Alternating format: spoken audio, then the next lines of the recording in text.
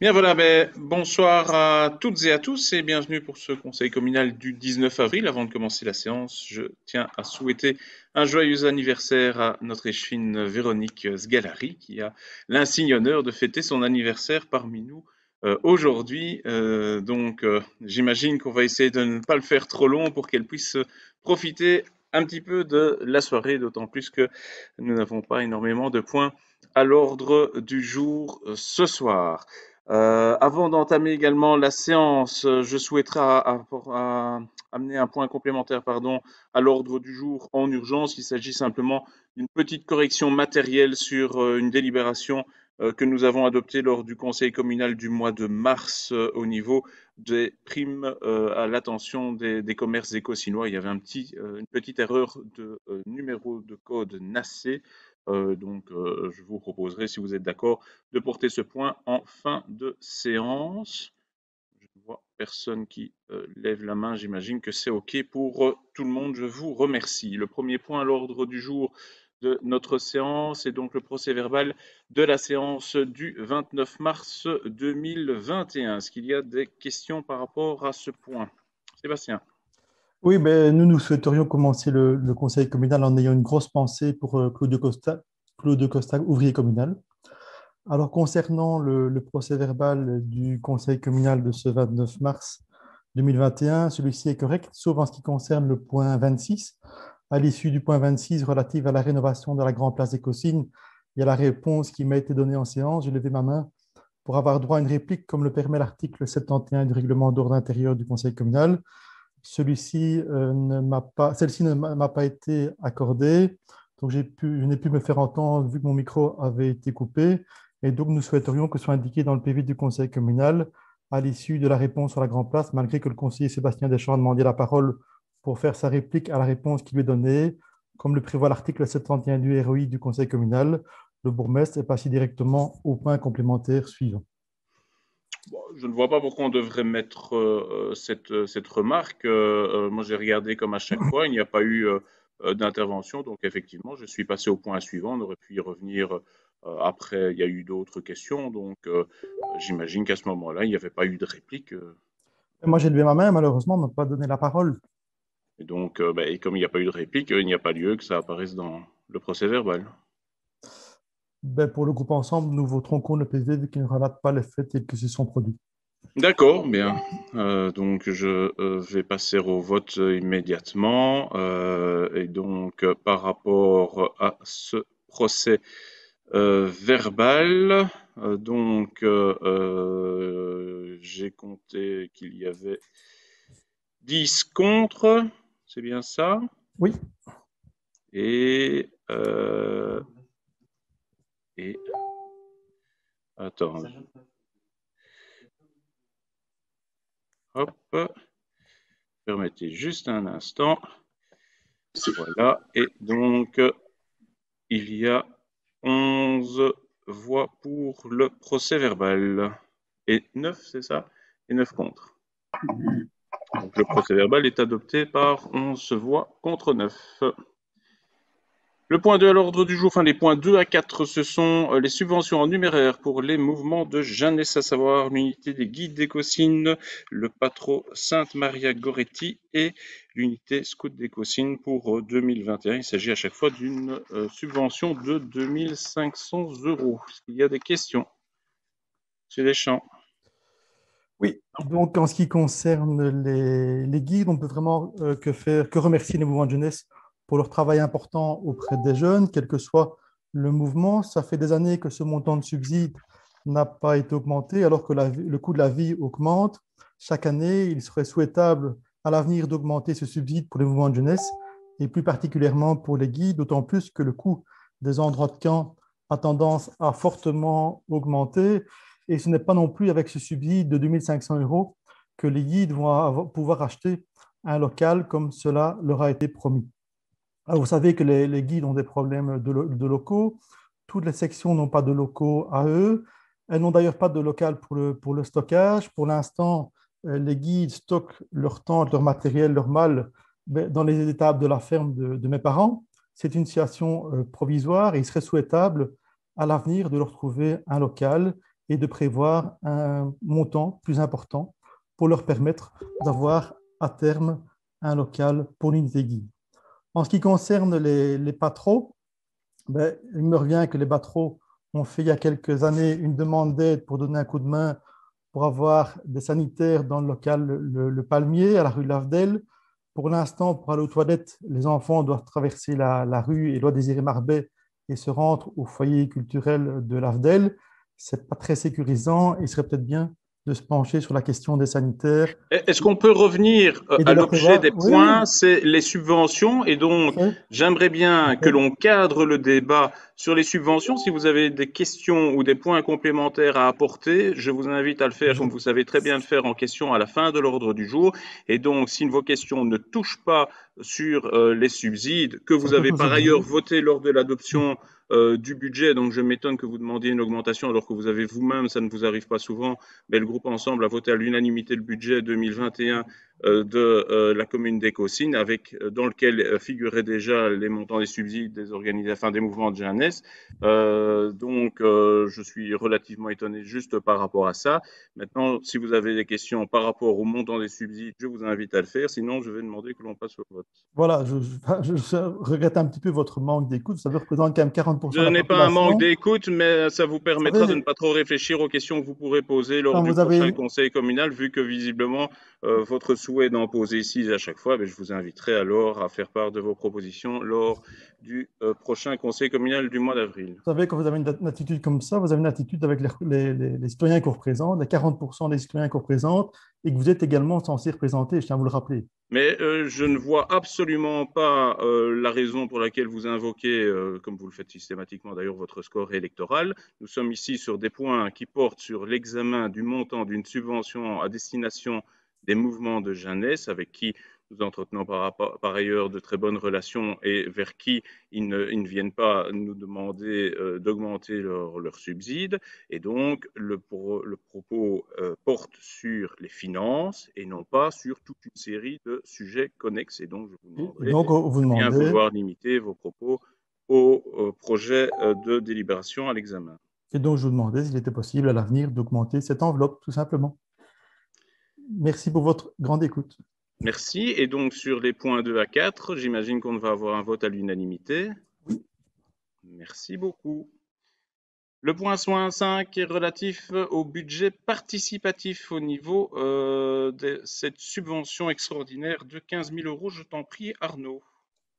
Merci Xavier. Voilà, donc en effet, il s'agit de la deuxième édition des budgets participatifs qui faisait partie de notre programme et de notre déclaration de politique communale et qui prend la forme d'une subvention extraordinaire au comité de quartier.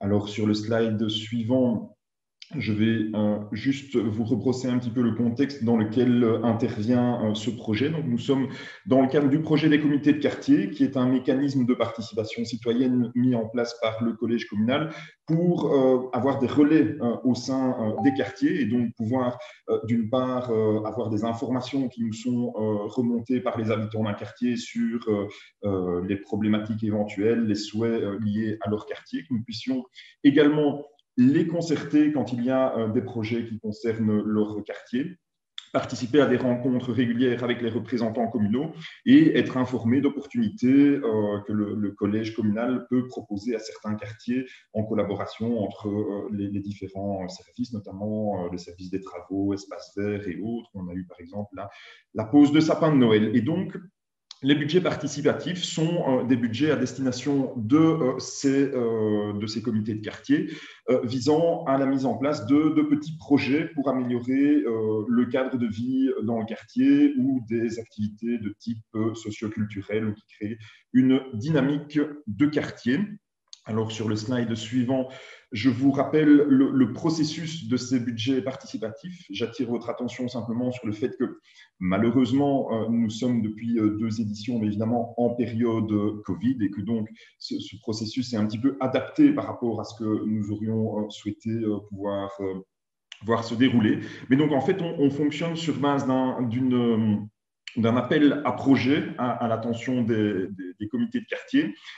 Les comités sont accompagnés par le service participation citoyenne, notamment pour les aider à construire leur quartier, et intervient une discussion entre les représentants des différents comités, normalement pendant l'assemblée des comités de quartier, mais évidemment en période Covid, cette assemblée n'a pas pu se tenir, mais malgré tout, il y a des échanges par voie électronique qui ont pu s'établir, et une octroi de subventions en fonction des projets qui nous sont remis par les quartiers. Si c'est une fois la subvention octroyée, en fait, les comités de quartier peuvent procéder à leurs projets dont les montants sont remboursés sur base des justificatifs et des factures.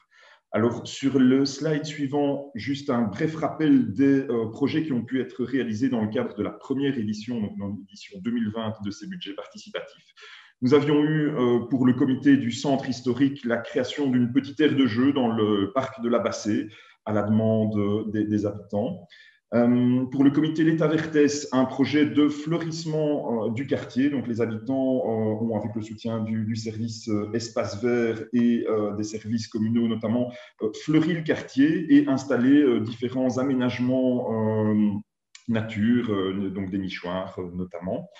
Sur le slide suivant, donc le comité Bel Air qui a souhaité mettre à disposition des assortiments de graines pour fleurir le quartier et des aménagements nature. Le projet est en cours et devrait, dans la semaine prochaine, voir les aménagements se réaliser dans le quartier.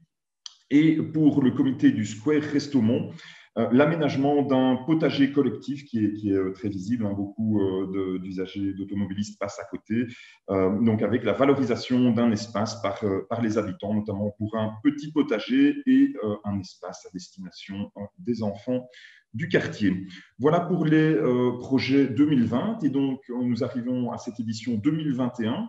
Alors, 4 projets nous ont été soumis. Ce qui est intéressant, c'est de voir que ce n'est pas exactement les mêmes comités que l'année précédente. Et donc, on a des nouveaux comités qui ont pu bénéficier de ce subside extraordinaire. Donc, le comité de l'AFDEL propose la création d'un petit espace de rencontre dans le quartier, avec des barrières, des petits aménagements de fleurissement et la plantation de plantes aromatiques. Le comité L'État Vertès souhaite poursuivre son projet de fleurissement, ajouter du petit mobilier et des aménagements de type jardinière dans le quartier, et l'acquisition de décorations de Noël pour embellir le quartier et créer une dynamique participative autour des fêtes de fin d'année. Le comité Centre historique propose un projet de création d'une fresque en collaboration avec l'AMJ épidémique et les jeunes du quartier notamment, mais le projet pourrait être ouvert aussi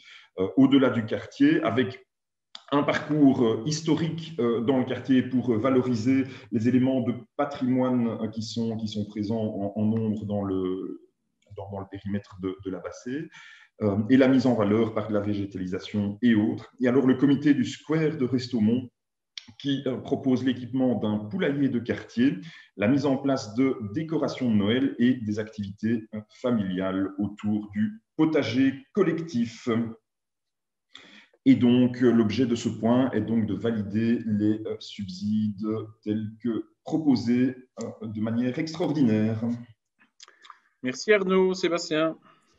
Oui, donc concernant ce point, souvenez-vous, l'année passée, on s'était abstenu parce qu'on avait quand même certaines réticences par rapport à ces projets. Et cette année-ci, au niveau du groupe, on était un peu partagé, non pas concernant les projets proprement dits, mais concernant le montant qui est alloué, qui nous semblait peut-être un peu élevé par rapport à ce que peuvent recevoir les différents groupements.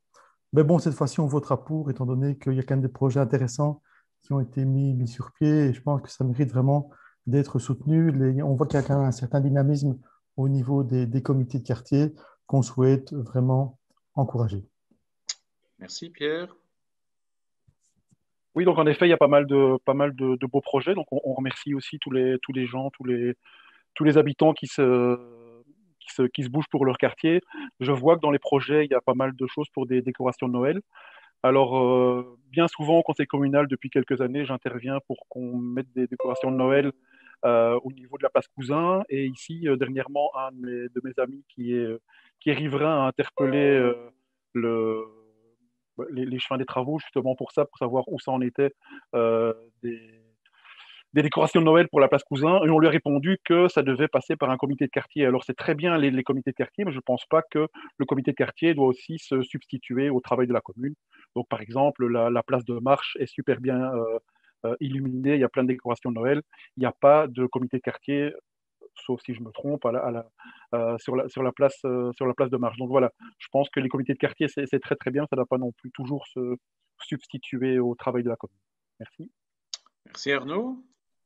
Mais voilà, je vous remercie en tout cas pour ce vote positif. Je pense que c'est important. C'est une démarche dans laquelle les habitants s'impliquent vraiment et essayent de créer une dynamique de quartier. Donc voilà, ce sont des projets qui sont portés par eux, qui demandent de l'énergie. Donc je pense que c'est bien qu'on puisse leur envoyer aujourd'hui le signal d'un soutien unanime du conseil communal.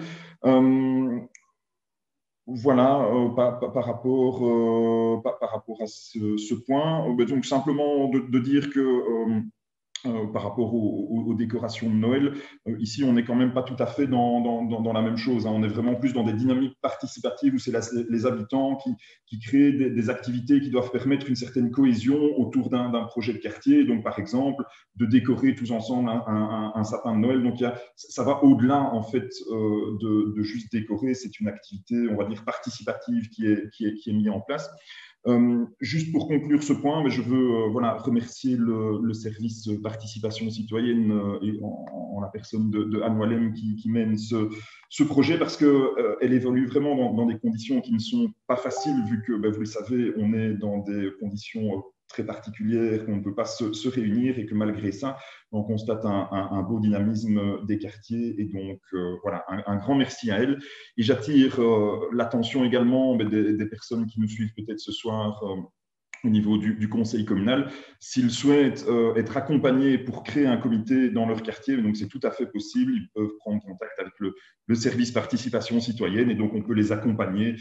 Ça se veut une démarche assez facile à réaliser, qui n'est pas trop chronophage, et donc je les invite à retrouver les coordonnées de Madame Wallem, soit ici sur les slides ou soit sur notre site internet ecosine.be.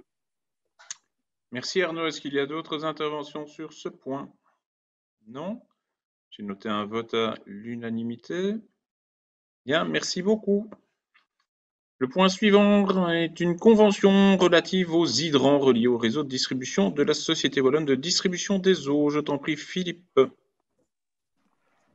Merci Xavier. Eh bien donc voilà, c'est une convention effectivement qui va concerner l'ensemble des hydrants, donc des bouches à incendie de la commune, puisque nous sommes responsables, comme l'ensemble des communes, de le maintien en bon état de ces hydrants. La convention qui est proposée est une convention classiquement proposée par la SWDE, et elle prévoit donc un contrôle annuel à raison de la moitié des hydrants par an, et cependant 5 années, et le coût annuel sera donc de 18 000 €, TVA comprise. Il est évident que ce montant ne concerne que la partie contrôle, donc en cas de problème détecté dans cette mission, un devis sera systématiquement fourni par l'ASWDE afin de procéder, s'il y a lieu, à un remplacement ou une réparation d'une bouche à incendie défectueuse. Voilà. Merci Philippe. Sébastien. Oui, je tiens à remercier notre échevin des travaux pour le suivi de notre demande faite le 21 mars 2021. Donc, le groupe Ensemble avait ajouté un point complémentaire à l'ordre du jour concernant le remplacement des bouches incendies.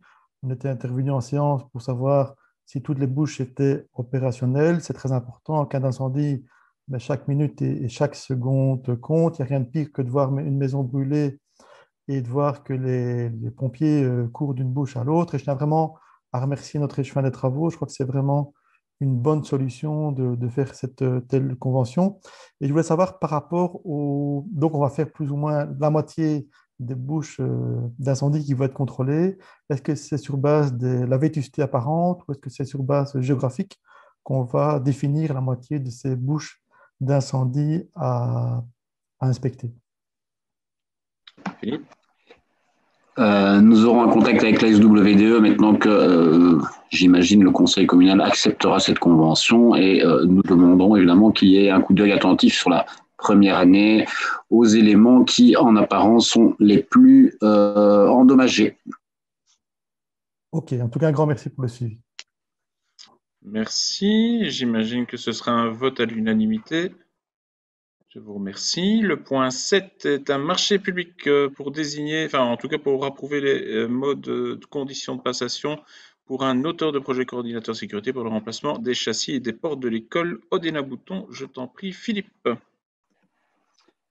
Donc, on est dans le cadre d'un projet global de réfection des châssis et portes dans le cadre d'un plan prioritaire de travaux, donc le PPT, qui est un projet subventionné et dont les travaux sont estimés à 310 000 €. Ici, on est évidemment sur la partie uniquement coordination, maîtrise d'ouvrage, surveillance de chantier, et donc ça représente toujours l'ordre de 10% du montant des travaux, sachant qu'après cette étape, nous procéderons évidemment à la mise en adjudication d'un cahier des charges quand il nous sera proposé par le bureau d'études, et donc nous aurons à adjuger ce projet pour le 31 décembre de cette année, avant le 31 décembre de cette année qui est le délai maximal. Merci. Sébastien? Oui, donc il y avait un budget qui était déjà prévu dans l'enveloppe 2020. Je voulais savoir si c'était bien ce projet-là dont il s'agissait. Ça avait été reporté, je pense, et donc c'est bien ce budget qui était prévu déjà en 2020? Oui. Absolument. Ok. Il n'y a pas d'autres questions. J'imagine que c'est un vote à l'unanimité. Merci. Le point suivant, toujours en marché public, c'est l'achat de nouveaux jeux pour les plaines. Je t'en prie, Philippe. On est dans un marché assez classique annuellement. On doit, sur base des inspections que l'on fait très régulièrement de l'ensemble de nos aires de jeu, remplacer certains de ces éléments. Ici, donc, nous sommes sur un marché de 35 000 € pour 3 lots. Donc, un jeu multi-activité pour les enfants de 2 à 10 ans à l'école du quartier. Un deuxième lot qui est également un jeu à l'école du Sud, et enfin un troisième lot qui concerne 2 jeux à ressort pour la plaine de jeux de Saint-Roch. Est-ce qu'il y a des questions? Non? Oui, pour moi. Ah, Romain. Romain. Oui, pardon. Je me permets de rebondir, juste vu qu'on repère, c'est pas vraiment peut-être dans le sujet, mais bon, sait-on jamais, au niveau des structures, au niveau sport, est-ce qu'on pourrait associer ce travail-là à cela aussi également, ou vu que ça concerne les plaines de jeux, qu'il y a des structures sportives, par exemple, dans la plaine de jeux du hall polyvalent? Qu'est-ce que tu entends par associer? Vu qu'on réfléchit à des nouveaux modules ou à remplacer certains modules, j'aurais discuté d'un point dans un précédent conseil communal concernant des modules de sport éventuellement à compléter, et vu que c'est à peu près le même territoire, voir si ça peut être associé ou non. Techniquement, d'un point de vue budgétaire, ça ne peut pas parce que ce sont des codes économiques différents. Mais donc, si on doit le faire, ce sera après une modification budgétaire ou bien lors du budget initial 2022. Philippe? Ok, merci. J'invite toujours évidemment à faire ce genre de proposition dans le cadre d'une élaboration d'un budget, voire d'une modification budgétaire, puisque là on est sur des projets nouveaux ou d'extension. Ici c'est un simple marché entre guillemets d'entretien au sens large. Quand on ne sait plus réparer les jeux, évidemment on procède à leur remplacement, ce qui est le cas ici pour une question de sécurité, mais ça n'est pas le seul objet, évidemment on a d'autres possibilités, mais ça je t'invite à ce qu'on puisse en reparler quand tu veux. Ok, merci beaucoup. Merci. J'imagine que c'est un vote à l'unanimité. Je vous remercie. Le point 9, toujours en marché public, la rénovation du pont de la rue des Places. Je t'en prie, Philippe.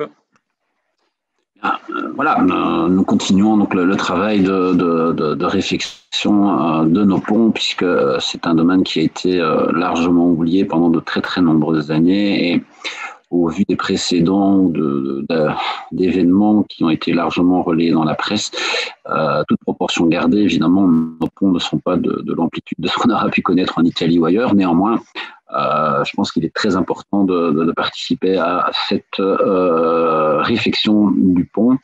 Nous avons maintenant un agent technique qui réalise une inspection visuelle, qui a été formé pour ça, une inspection visuelle de l'ensemble de nos ponts. Et ici, donc, on a détecté lors de cette inspection des cavités assez importantes qui s'étaient qui avait eu lieu en dessous au niveau des voûtes. Donc nous avons procédé à la consultation d'une entreprise pour réaliser une étude de stabilité qui a donc donné lieu à 3 examens avec un intervalle de 6 mois chaque fois, avec comme constat un mauvais état des joints de maçonnerie des voûtes, plusieurs zones présentant des cavités, donc pierres et briques manquantes, et des tuyaux et profilés en acier qui passent en dessous, qui sont fortement corrodés. Néanmoins, aucun tassement n'a été observé, ni de fissures transversantes, qui auraient été évidemment synonyme de danger immédiat. Néanmoins, l'ouvrage nécessite des mesures de consolidation et de préservation que nous allons faire passer ici au slide suivant, Xavier. Nous avons un montant estimé des travaux de 90 000 €. Nous allons procéder donc au ravalement de toutes les surfaces altérées, avec d'abord élimination de la vase à la base des voûtes et l'enlèvement des mousses et de toute la végétation. Ensuite, nous aurons un remplacement de toutes les pierres et briques manquantes ou altérées, un rebouchage des cavages par du béton de moellon et application d'un revêtement étanche hydrofuge pour imperméabiliser et assurer une préservation de la maçonnerie. Nous remplacerons toutes les installations en acier qui sont abîmées par la corrosion. Voilà, quelque chose qui n'est peut-être pas très sexy, mais qui est très utile. Merci Philippe. Est-ce qu'il y a des questions? Non, j'imagine alors que ce sera un vote à l'unanimité. Merci. Le point 10, on reste toujours en marché public, l'acquisition d'une chargeuse sur pneus. Je t'en prie Philippe. Elle était belle l'image précédente, mais elle était un peu grosse celle-là, hein, donc on sera plus modeste, on est sur un marché de 35 000 €. C'est une chargeuse sur pneu pour une charge utile de 950 kg avec un godet à dents de 125 cm, donc vous voyez que c'est beaucoup plus modeste que ce que vous voyez là à l'image également.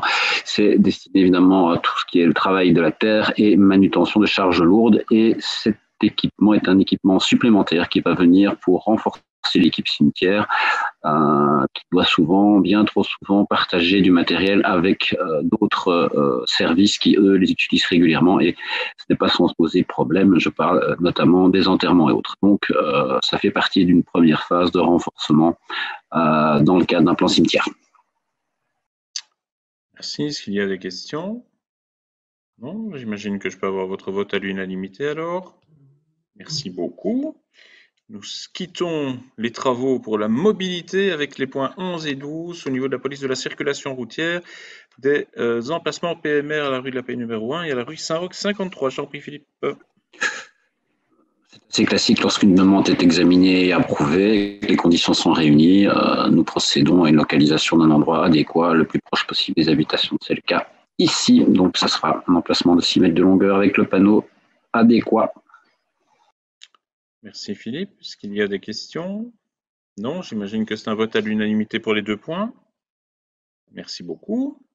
Alors le point 13, au plan de cohésion sociale, un avenant à la convention de partenariat avec la Croix-Rouge pour la musette écossinoise. Je t'en prie Muriel. Oui, donc il s'agit d'un avenant à la convention de partenariat, comme tu viens de le dire, qui permet une augmentation du montant alloué par le PCS à la Croix-Rouge dans le cadre du fonctionnement de l'épicerie sociale.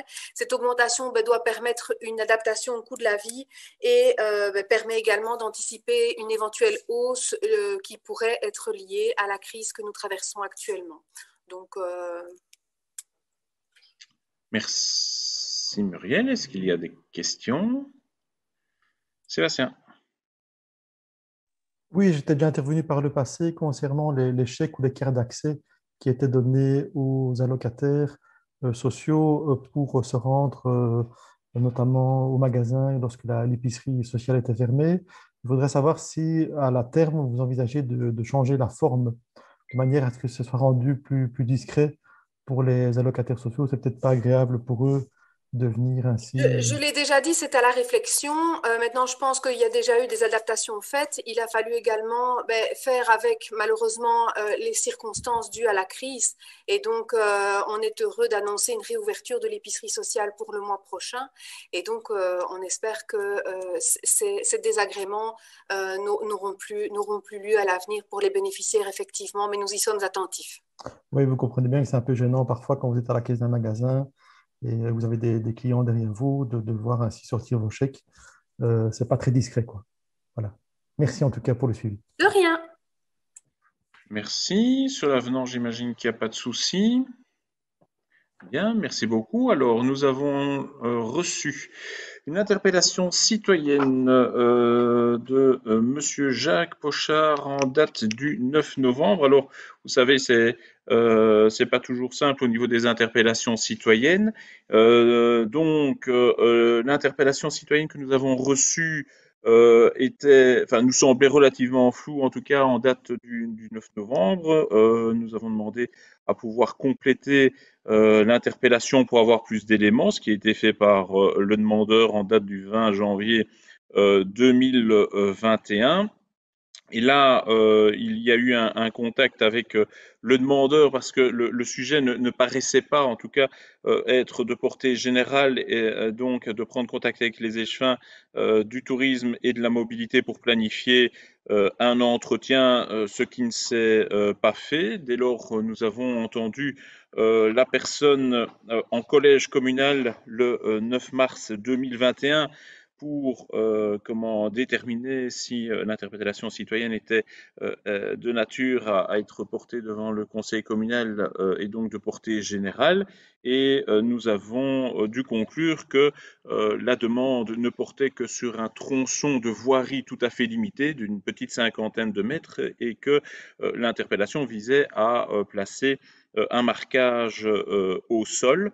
Et donc, il nous a semblé un marquage au sol d'une cinquantaine de mètres tel qu'il pouvait être réalisé par le service travaux ne devait pas être considéré comme une demande d'intérêt général et qu'il n'était pas possible de pouvoir porter cette interpellation devant le conseil communal. Bernard. Oui, disons qu'avec le peu de demandes d'intervention, d'interpellation citoyenne au conseil communal, je suis quand même un peu déçu et peiné par ce refus de l'entendre. Il m'aurait été vraiment agréable d'écouter les doléances de ce monsieur, que je ne connais pas du reste. Je me demande ce qu'il y a de si gênant quelque part, parce que quand on met par exemple un emplacement PMR, c'est aussi vraiment un espace encore un peu plus restreint. Donc, je ne sais pas. Oui, mais il faut une décision du conseil pour un emplacement en PMR. Ça doit être modifié dans le règlement de police de la circulation routière. Ici, ce n'est pas du tout le cas. C'est vraiment une question de marquage tout à fait particulier que l'on peut faire. Mais Philippe voulait ajouter un complément. On aurait pu avoir la discussion au conseil communal. Mais enfin, c'est mon avis. Philippe. J'entends, Bernard, ce que tu dis, mais je rappelle que les éléments qui sont soit dénoncés, soit faisant l'objet de remarques de l'interpellation ici, ont été validés par le conseil communal et font l'objet d'un arbitrage entre toute une série de paramètres. Et je pense que ici, en l'occurrence, le citoyen marque un intérêt pour une partie du problème, mais ne veut pas percevoir les autres éléments.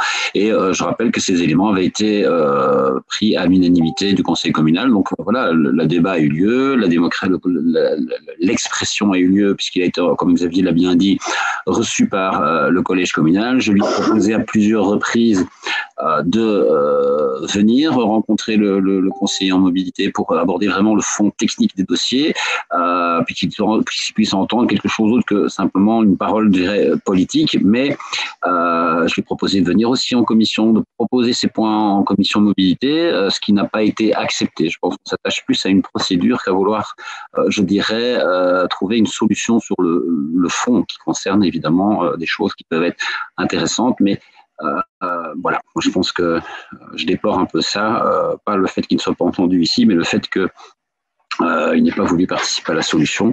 Et pour le reste, je sais que vous avez une capacité à entendre les gens, vous aussi, dans l'opposition, et que donc ce citoyen, parmi d'autres, peut très bien vous interpeller s'il souhaite attirer votre attention par rapport à cela. C'est ça aussi la démocratie. Sébastien? Oui, donc en résumé, M. Pochard, citoyen d'Écosine-Alain, demande la parole au Conseil communal d'Écosine, comme le prévoit le règlement d'ordre intérieur. Sébastien, si c'est pour faire l'interpellation de M. Pochard. Non, c'est mon intervention, moi. Enfin, Xavier, s'il te plaît. Si non, mais je ne voudrais pas qu'à chaque fois, on essaye de s'engouffrer dans tous les points non, pas du pour tout. essayer de polémiquer, hein, Sébastien. Pas du tout. Si on peut quand même prendre la parole et avoir un avis différent du tien, s'il te plaît. On peut avoir un avis différent du mien. Je n'ai jamais voulu imposer mon avis, Sébastien, mais j'aimerais bien que l'on reste dans le cadre du débat du conseil communal sans cesser de sortir je ne sors pas du dossier, je parle du dossier de M. Pochard. Donc, à l'examen du dossier, je vois une série de courriers, 3 lettres de M. Pochard, un courrier électronique de citoyen du 10 mars, faisant écho de la rencontre avec le collège communal du 9 mars 2021. Dans celui-ci, M. Pochard rappelle qu'il était reçu par le collège communal et que lors de cette rencontre, le collège n'a pas mis en doute le caractère de portée générale de son intervention. Pourquoi ne pas avoir abordé la question? On t'entend plus, Sébastien. Vous m'entendez? Oui. Voilà, donc à l'examen du dossier de M. Pochard, je vois 3 courriers, 3 lettres de M. Pochard, et je ne vois pas dans ce dossier les réponses du collège communal.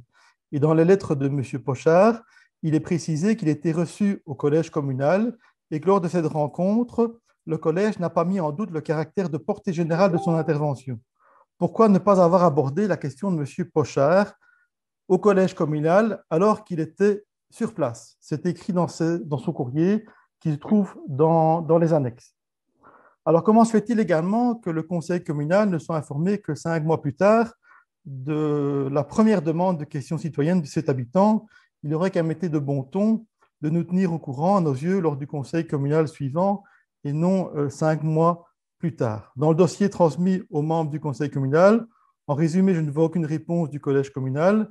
Soit le dossier qui était transmis aux conseillers communaux est incomplet, parce qu'en toute logique, si M. Pochard a écrit 3 lettres au collège communal, il aurait fallu aussi 3 réponses du collège au courrier de M. Pochard. Vous ne lui avez peut-être pas répondu, tout simplement. Donc, j'ai pris contact avec l'intéressé. Celui-ci m'a fait part un petit peu de la situation. Et pour moi, la question qui est abordée est une question de portée générale. La rue Boulle est une des artères qui permet d'entrer dans Écosine et qui est empruntée par de nombreux automobilistes. M. Pochard n'habite d'ailleurs pas dans cette rue. On ne peut pas lui reprocher de défendre sa situation personnelle. Quand c'est un problème qui touche la voie publique, c'est de l'intérêt général et ça ne la concerne en aucun cas sa sphère privée. Alors, je tiens également à dire qu'on a déjà posé toute une série de questions au conseil communal concernant des problématiques similaires. Par exemple, on est intervenu concernant l'aménagement et la signalisation dans une portion de la rue Nivelle, la marche des Écosines. On va revenir sur le cas de l'irrecevabilité de l'interpellation citoyenne, si on veut bien. Voilà, donc si je peux terminer, donc je dirais, comme Bernard l'a dit, on a déjà tellement peu d'interpellations citoyennes au conseil communal. Le dernier en date, c'est un citoyen qui a pu s'exprimer à 1h du matin, après 6 heures de conseil, et ce serait souhaitable à l'avenir que ces interpellations citoyennes soient abordées en début de conseil communal. Alors, je tiens à vous dire également que M. Pochard a introduit un recours auprès du ministre wallon des pouvoirs locaux afin d'être entendu au conseil communal. Et nous, le groupe Ensemble, on demande d'entendre M. Pochard lors d'un prochain conseil communal. Bien, mais tout d'abord, par rapport à la portée générale et au fait que nous n'aurions pas remis en doute la portée générale de son interpellation, nous l'avons entendu pendant plus d'1 heure au collège communal et nous lui avons dit à plusieurs reprises que nous estimions que son intervention, donc qui, je le rappelle, consiste en du marquage routier sur une portion de voirie de moins de 50 mètres au niveau de la rue Boulle, comme vous l'avez dit, et que ce n'était donc pas de portée générale. Bon, voilà, si on n'a pas voulu entendre ce que le collège communal a dit lors de cette réunion, là, je n'en suis pas responsable. Évidemment, chacun aura sa compréhension des échanges qui ont été faits. Il a par ailleurs été proposé par l'échevin de la mobilité, Philippe Dubortier, que M. Pochard introduise cette demande, comme le font d'autres citoyens, auprès de la commission mobilité, pour que cette commission, qui est composée de personnes dont c'est le métier et qui font ça au quotidien, puisse analyser la situation avec lui, de manière à avoir un dialogue pour expliquer la situation. Nous ne disons pas que la demande de M. Pochard n'est pas fondée. À aucun moment, nous lui avons dit que cette demande n'était pas fondée. Nous lui avons suggéré de la soumettre à la commission mobilité pour que la commission mobilité, avec lui, puisse se positionner sur ce point qui est un point d'ordre technique relativement précis. Et donc, M. Pochard nous a signifié à de nombreuses reprises que non, il ne voulait pas participer à cette commission technique. Je ne sais pas pour quelle raison, que lui n'était pas technicien, qu'il ne voulait absolument pas en discuter. Visiblement,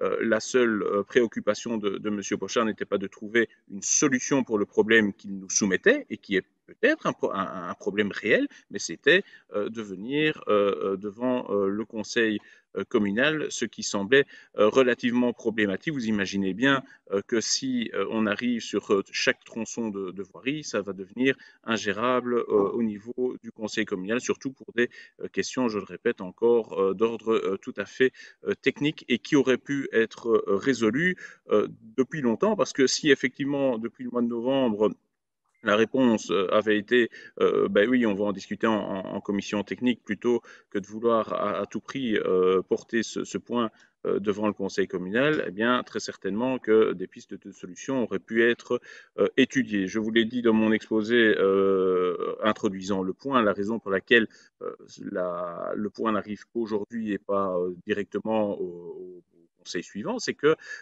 la première demande qui a été formulée, c'est demande d'interpellation citoyenne. Point. Alors, un minimum d'éléments pour permettre au collège communal d'apprécier la pertinence ou non de l'interpellation citoyenne aurait été les bienvenus. Il a fallu réclamer ces documents à plusieurs reprises. Donc, c'était relativement difficile. Et si je l'ai encore bien compris lors d'un dernier échange, M. Pochard n'a toujours pas amené l'ensemble des éléments qu'il souhaitait soumettre au conseil communal lors de sa demande préalable d'interpellation citoyenne. Vous avouerez quand même que c'est relativement problématique comme manière de procéder. Et comme vous l'avez également dit, lorsqu'il y a eu une demande citoyenne d'intérêt général, certes, elle s'est passée fort tard pour diverses raisons matérielles de ce jour-là, mais le collège communal a inscrit le point de demande d'interpellation citoyenne à l'époque de M. Allard par rapport à la politique du logement, et nous avons pu échanger sur ce sujet qui était là, de portée tout à fait générale, vu qu'il portait sur l'ensemble de la politique du logement de la commune, et pas, encore une fois, sur un point tout à fait précis. Arnaud ? Oui, merci Xavier. Simplement, je voulais réagir en tant qu'échevin de la participation citoyenne pour dire que, mais en effet, on souhaite que le conseil communal soit vraiment un lieu ouvert aux citoyens et un lieu de débat. C'est vrai qu'on n'a pas énormément d'interpellations, mais j'aimerais préciser qu'on est ici en l'espèce obligé de suivre le code de la démocratie locale qui balise de manière très claire la manière dont doivent se passer les interpellations citoyennes, et que vraisemblablement il serait souhaitable que le législateur puisse simplifier un petit peu la procédure. Et donc ça, je peux vous rejoindre. C'est vrai qu'il n'y a pas beaucoup d'interpellations, que la procédure est un petit peu compliquée et que ça nécessiterait vraisemblablement d'être un peu simplifié. Mais la volonté est en tout cas qu'on puisse, quand il y a des interpellations de portée générale, recevoir les citoyens et mettre le point en débat. Ça, c'est pour un petit focus général.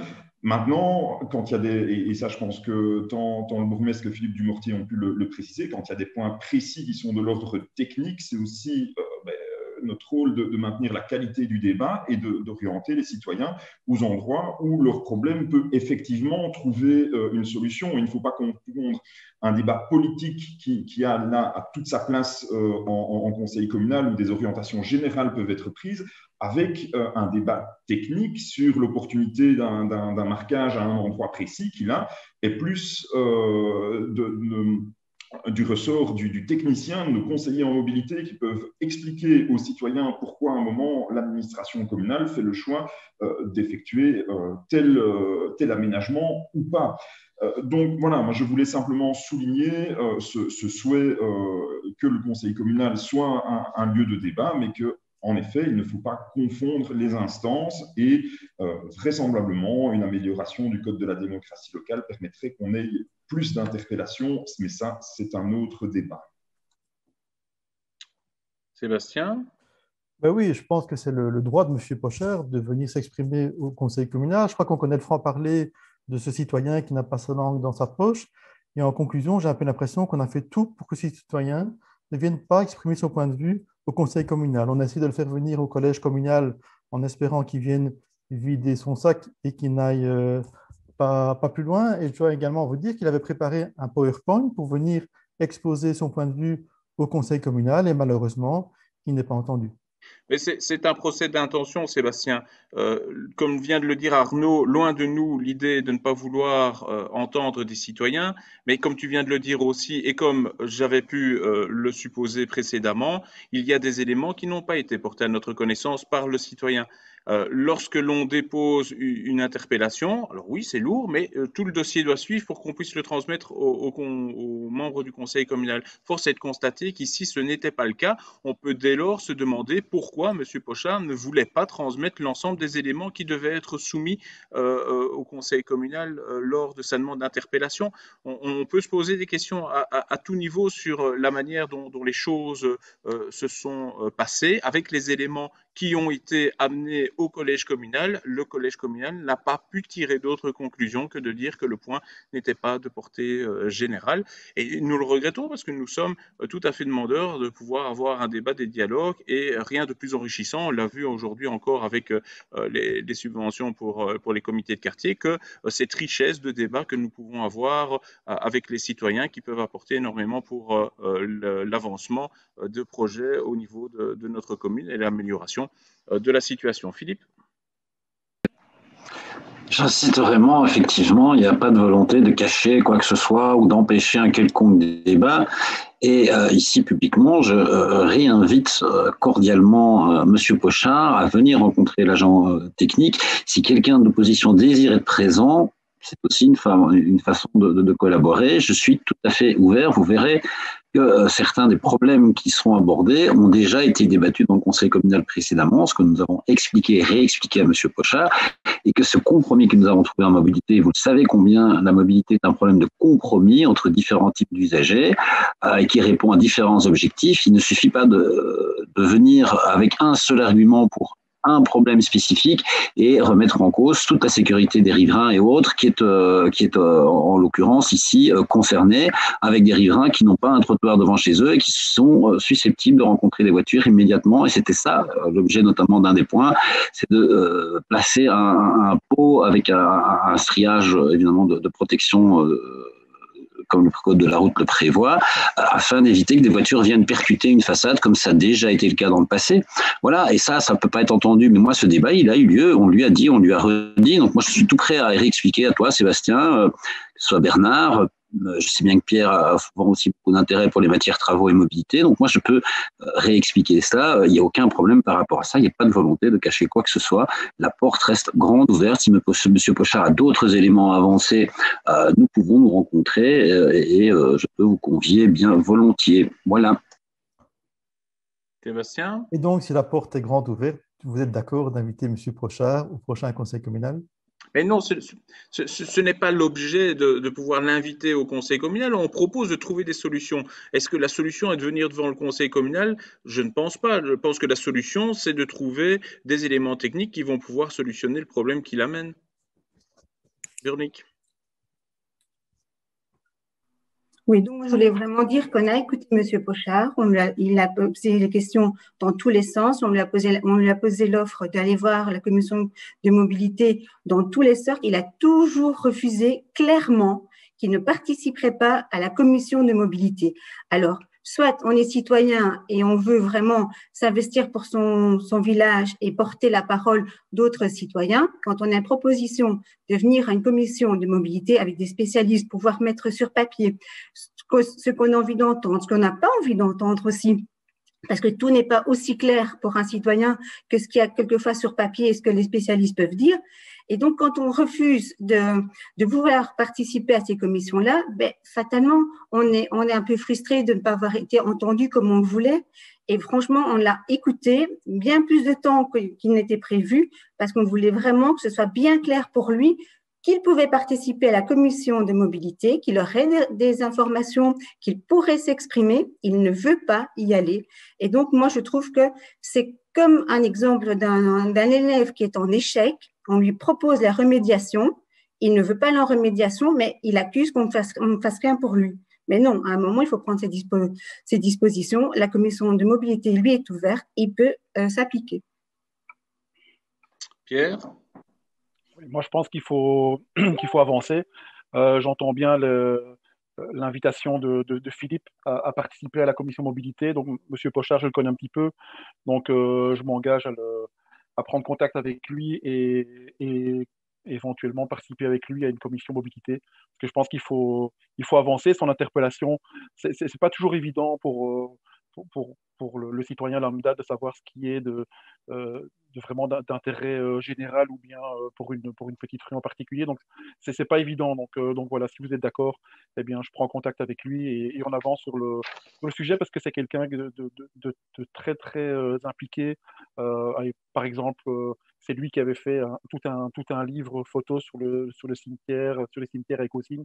Donc voilà, je pense que c'est un citoyen qui est vraiment bien impliqué dans la vie de son village et un citoyen auquel il faut vraiment l'écouter. Tout à fait, merci pour ta proposition constructive, Pierre. Je pense que ça pourra faire avancer le débat. Philippe? Tout à fait, donc je prends bonne note de la démarche que tu vas entreprendre et je m'engage, Pierre, après contact avec toi, à porter ce point à une prochaine commission de mobilité afin que l'ensemble des interlocuteurs, toi y compris, soient présents. Ça fera l'occasion d'un débat intéressant et orienté solution, parce que comme tu le dis, je pense que c'est ça qui compte plutôt que la procédure, c'est la solution. Merci. Merci, je pense que le sujet est clos, donc on peut passer au point supplémentaire en urgence. Il s'agit de la correction d'une erreur matérielle dans le règlement communal relatif à l'octroi d'une prime de soutien aux commerces impactés par les mesures prises dans le cadre de la lutte contre le coronavirus. J'imagine que ça ne posera pas de soucis. Merci beaucoup. Nous avons reçu des questions. La première de Sébastien Deschamps, l'intention de Philippe Dumortier au niveau des travaux. Je t'en prie, Sébastien.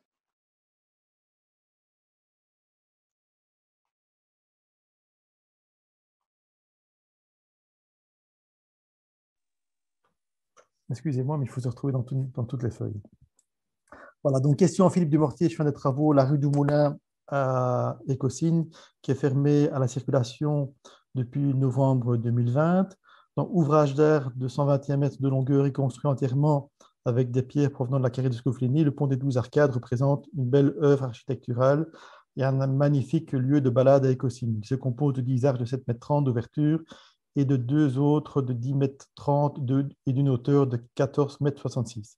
Le 20 novembre 2020, voyant que des pierres menaçaient de s'effondrer, les ouvriers communaux étaient appelés en catastrophe. Des pierres menaçaient en effet de tomber 20 mètres plus bas sur la rue du Moulin. Il a alors été décidé de fermer la rue du Moulin, que ce soit pour les piétons et les usagers de la route. Des travaux de sécurisation ont alors été réalisés par les ouvriers communaux. Un pilastre a été démonté. La rue du Moulin est aujourd'hui restée interdite d'accès entre la rue de Senef et la place des Comtes d'Anderburg, alors qu'aucune rénovation du pont n'est effectuée. Une des artères menant à la place des Comtes à Écosine est bloquée depuis 5 mois, ce qui entraîne des difficultés de mobilité au centre d'Écosine. Il nous revient que le marché aurait été approuvé. Quand les travaux sur le pont des 12 Arcades vont-ils débuter? les travaux seront-ils finalisés avant les congés de la construction? Par ailleurs, pourriez-vous nous préciser quand celle-ci sera ouverte à la circulation? Demande d'information, merci. Je t'en prie, Philippe. Bien, tu sais, Sébastien, ici, dans ce dossier, la prudence et la sécurité publique, c'est ce qui a guidé notre démarche et qui a provoqué évidemment la fermeture par précaution de cette voirie. Je comprends que cette fermeture puisse être la source de quelques difficultés en termes de mobilité, bien que j'aimerais bien qu'on relativise aussi.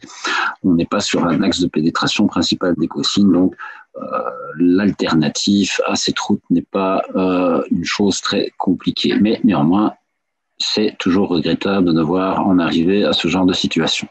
Je confirme que le marché a été attribué à la société Travaux et Rénovation, qui en a été notifié d'ailleurs il y a un peu plus d'une semaine de cela, et l'entrepreneur a été contacté par le service Travaux afin de lui demander de nous communiquer, comme la procédure le prévoit, une date de début de chantier. Nous attendons à ce jour, à cette heure, une réponse officielle, ce qui ne saurait tarder de la part de la société. Je ne suis donc pas en mesure, à l'heure actuelle, de confirmer une date officielle encore de début de chantier, ni a fortiori une fin de chantier. On va toutefois faire le maximum pour que les travaux puissent être terminés pour l'été. Et si cela ne devait pas être le cas avant les congés des bâtiments, bien, nous veillerons à ce que l'entreprise commence par la réparation de la pilastre afin de permettre une réouverture la plus rapide possible de cette voirie. Mais ici aussi, ça montre l'importance de l'entretien de nos ponts, qui est une opération qu'on a lancée. Merci Philippe. OK. Si je peux répondre. En tout cas, merci Philippe pour cette réponse assez complète. Je souhaite également attirer ton attention sur les travaux qui sont prévus sur le pont entre les deux places et sur le fait que ces travaux doivent être réalisés en tenant compte du timing, parce que ce serait un peu dommage qu'on ferme à la fois la rue du Moulin et qu'on ferme également le pont entre les deux places. Ça entraînerait vraiment des soucis de mobilité importants au centre des Caussines. D'ailleurs, maintenant, quand c'est le marché le mercredi, ça crée déjà des soucis, le fait que la rue du Moulin soit fermée pour l'instant. Et donc, si tu pouvais y être attentif à coordonner les deux chantiers à l'avenir. Merci. Merci pour tes conseils avisés, Sébastien, peut-être parfois un peu directifs, mais qui donnent à penser à certains citoyens que si tu n'étais pas là en train de me faire la leçon, ça ne se ferait pas. C'est une injure quand même un peu au service technique. Que tu m'attaques, moi, est une chose que j'accepte. Non, c'est pas une attaque. Tu mettre en doute ou en cause la qualité des agents techniques et des ouvriers du dépôt communal est un peu regrettable, mais je te rassure, la majorité des travaux sur la rue entre les deux places est en rivière et non pas au-dessus. Je tiens à rappeler que nous sommes conseillers communaux et nous sommes là pour conseiller. Voilà. Bien, je pensais que tu allais proposer que l'on crée une drop zone pour un hélicoptère au milieu de la place des Comptes pour permettre aux habitants d'aller d'une place à l'autre par ce nouveau moyen de transport, mais sans doute que ça n'aurait pas été très écologique. C'est pas trop à l'heure du jour. Alors, la question suivante de Valène qui m'était posée, je ne sais pas si Valène étant absente. Donc, Valène a demandé que je la pose à sa place. Bien. Alors, voilà, donc ce jeudi 4 mars 2021, la Cour de cassation a rejeté le pouvoir en cassation introduit par le propriétaire de l'ancien site Mikachou, une décision qui devrait signifier la fermeture du dossier. Fermé pour cause de faillite depuis le début des années 90, l'immeuble présent avait été laissé à l'abandon depuis lors, incendié à plusieurs reprises, squatté.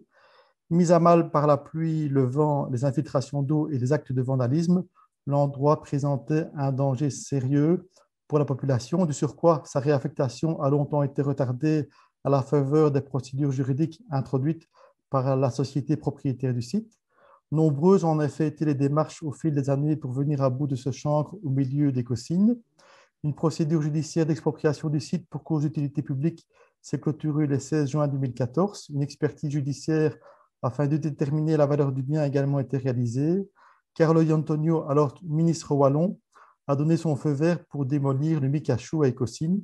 Il était venu sur place durant les travaux et avait par ailleurs donné son accord pour l'octroi d'un subside permettant la démolition du bâtiment. Après remise en état du site, l'actuelle majorité prévoyait un projet d'ampleur sur ce terrain. En attendant, un espace canin et un parc ont été installés sur le site, ce type d'installation étant facilement démontable au cas où la commune aurait été dépossédée de son bien. Dans votre déclaration de politique communale, il est précisé ceci. À l'heure actuelle, Écocide manque d'un vrai lieu dédié à la culture, ouvert aux associations et aux dynamiques citoyennes. En fonction des possibilités patrimoniales et financières, les sites de l'église du Sacré-Cœur et de Micachou seront envisagés en priorité pour accueillir cette nouvelle infrastructure communale. Le collège lancera une étude des besoins culturels dans la commune pour envisager un projet concret et réaliste avec les associations, les professionnels, les acteurs culturels locaux. Plus généralement, un groupe de citoyens sera ouvert aux associations et aux acteurs de la vie locale. Il aura pour mission d'examiner et de promouvoir différents projets dans les domaines de la culture, du patrimoine et du tourisme. Une rencontre citoyenne avait en outre eu lieu à la Maison du Peuple d'Écosine afin d'inviter la population à définir le projet futur souhaité pour le site.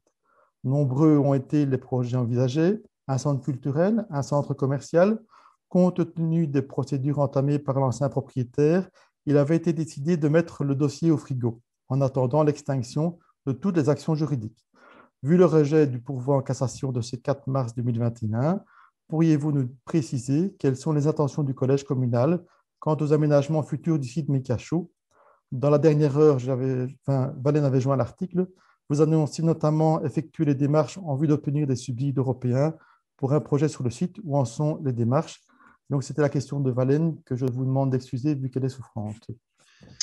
Bien, merci Sébastien. En tout cas, que ce soit Valène ou bien toi, si un jour vous avez besoin d'une lettre de recommandation pour les archives de l'État, n'hésitez pas à venir me la demander. Je la ferai avec beaucoup de plaisir, vu que vous arrivez toujours à conserver les journaux et si j'ai bien vu les copies des journaux, même en version papier. Ce n'est pas uniquement des versions électroniques, que ce soit de la dernière heure ou bien de la Nouvelle Gazette.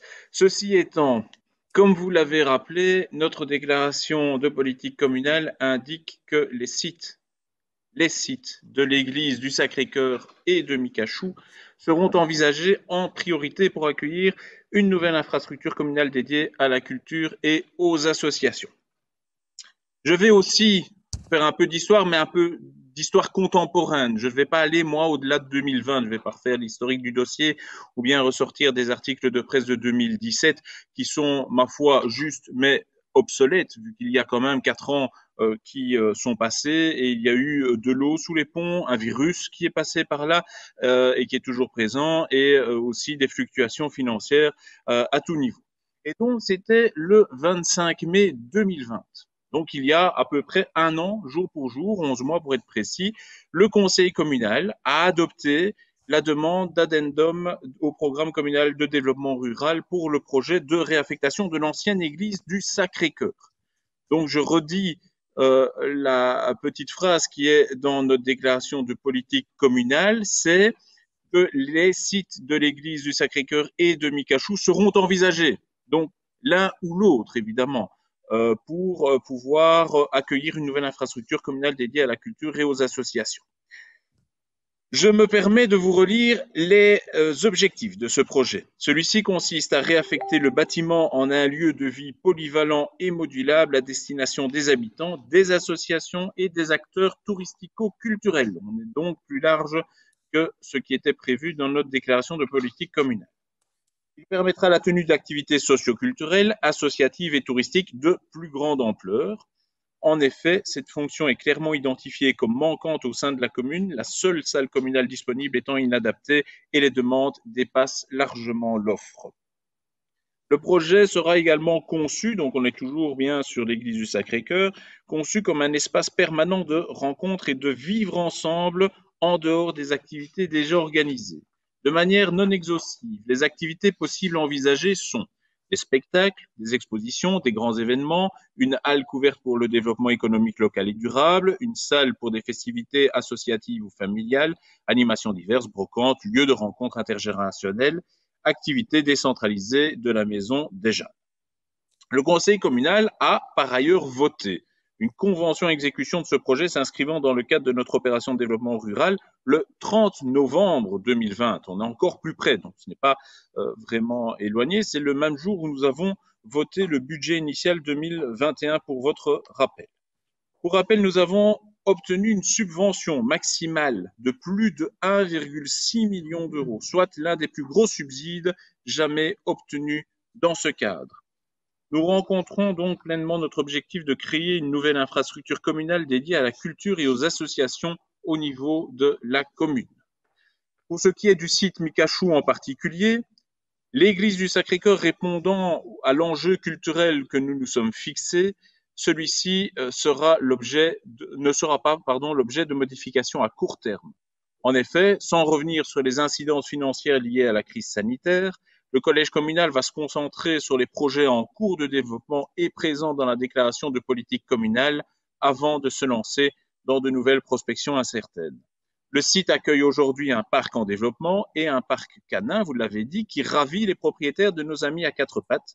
Il serait donc dommage de supprimer un espace qui rencontre les attentes de la population.